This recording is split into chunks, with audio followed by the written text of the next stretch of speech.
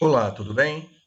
Neste vídeo, vamos resolver a questão número 39 do ENAD 2011, prova de engenharia elétrica, que trata sobre amplificador somador, ok? Então vamos lá, vamos começar.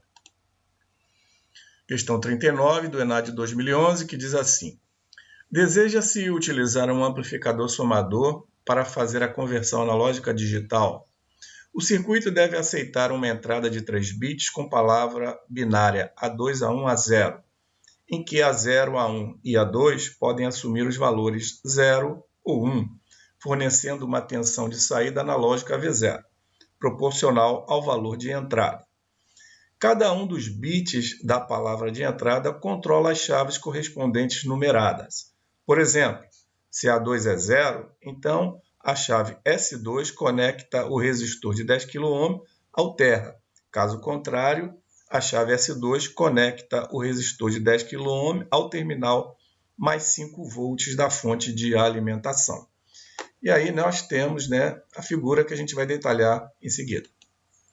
Na situação apresentada, o valor de RF para que a saída V0 do conversor varie de 0 a menos 7 volts é igual a, e aí seguem as alternativas. Então vamos lá, vamos à resolução.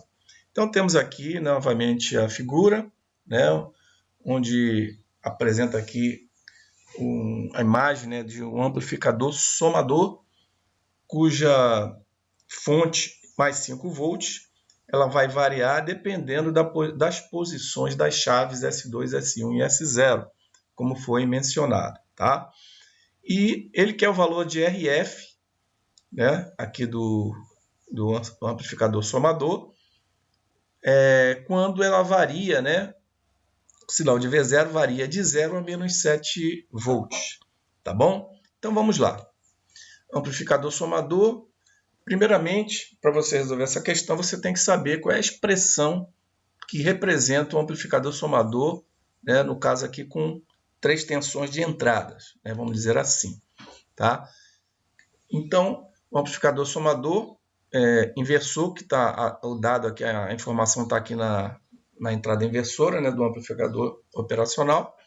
Então, vai ser menos a razão RF sobre R1 vezes V1, mais RF sobre R2 vezes V2, mais RF sobre R3 vezes V3. Então, essa é a primeira coisa que você precisa saber dessa questão. Em seguida, você precisa saber o seguinte, tá? Ele quer saber as situações que variam de 0 a menos 7 volts para V0.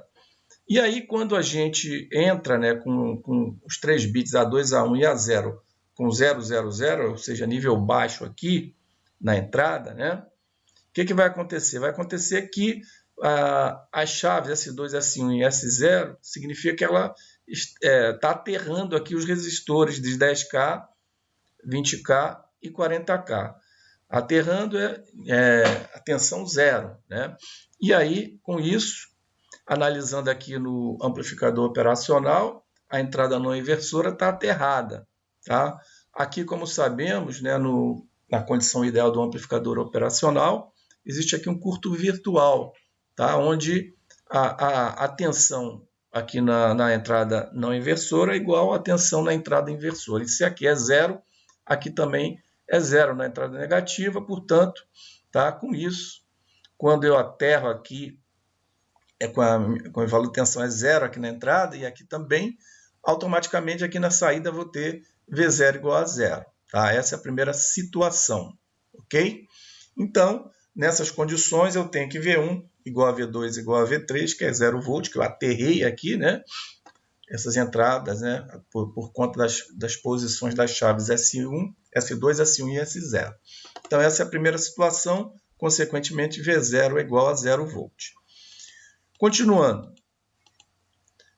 Para agora, a outra situação limite, eu peguei a situação inferior, agora tem a outra situação limite, que ele quer para 0 e menos 7, Para outra situação limite é quando todas as chaves aqui estão ligadas, E isso acontece quando eu tenho A2, A1 e A0 igual a 1, ou seja, nível alto, ou seja, 5 volts para cada uma dessa situação. E nessas circunstâncias aqui é que a gente vai verificar agora. Então, nesse caso, tudo 1 aqui, A2, A1 e A0 igual a 1, 1, 1, V1 igual a V2 é igual a V3, que corresponde a mais 5 volts. Tá?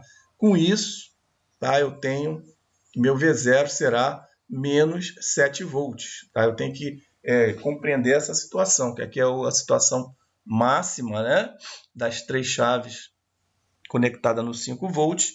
Eu vou ter aqui a saída, de acordo com a nossa expressão do amplificador somador, né, menos 7 volts. Sinal negativo que está na entrada aqui negativa, né, na entrada não inversora. Então, na entrada inversora. Então, vamos lá, aplicando a expressão, né, do amplificador somador, meu V0 menos 7 é igual a menos RF é o que eu quero, sobre 10K, né, que está aqui, que é para o R1, vezes 5 volts, mais RF sobre o 20K do S1, do 1, né, vezes 5 volts também, já que o V2 também corresponde a 5 volts, mais RF sobre o 40K, né, dali do S0, né, vezes 5 volts, ok? Agora, o que eu tenho? Eu tenho o RF aqui, eu posso colocar em evidência para fora, vou ficar 5 décimos, mais 5 20avos, mais 5 40avos. Agora eu já posso aqui eliminar esse sinal negativo, né, dos dois lados, posso eliminar ele, e resolver aqui as frações. 5 sobre 10 dá meio, né? 5 sobre 20, simplificando, dá 1/4, mais 1/4. 5 sobre 40 dá 1/8. Então, resolvendo aqui essa soma de fração, né, achando o MMC aqui dos denominadores, que é 8, você vai encontrar aqui em cima, no numerador 7, oitavo. Tá? Essa parte aí deixo para você fazer. Então, vai ficar 7 é igual a 7 oitavos vezes o RF. Tá? 7 oitavos é a soma dessas 3 frações. Tá? E aqui, já simplificando o 7 do lado esquerdo com o 7 aqui do numerador, eu fico com RF, esse 8 passo multiplicando, né?